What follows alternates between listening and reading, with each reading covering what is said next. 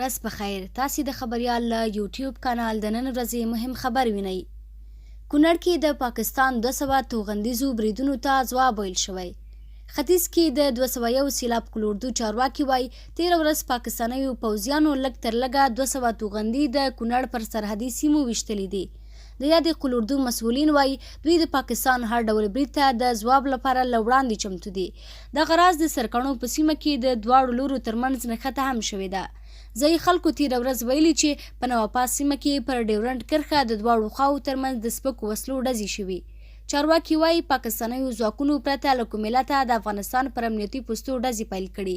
تر دې مخکې هم پاکستان په کونړ ولایت کې ځینې غرنۍ سیمې په توغندیو ویشتې وې او زیات شمېر خلک یې له سیمې کډوالۍ ته اړې کړې وې. څه موده وړاندې هم د کونړ ځایي چارواکو خبر ورکړی و چې پاکستانیو ځواکونو د ډیورنډ پولې دې غاړې د انګام ولسوالۍ اړوندو سیمو کې ماینونه ځای پر ځای کړي دي. د کونړ پر نوپاس د پاکستاني پوځیانو له لوري برید په داسې حال کې کیږي چې په وروستیو څو میاشتو کې د غلطه ورغلې لار پرانیستل شوې او دا غرنۍ سیمه د ګڼو افغان سیلانیانو د چکر او تفریح په مرکز بدله شوې ده. د ولسمشر ویان صدیق صدیقی هم په خپل ټویټر لیکلي د افغانستان حکومت د پاکستان له لوري د دې بریدونو سمدستي پای ته رسیدل غواړي.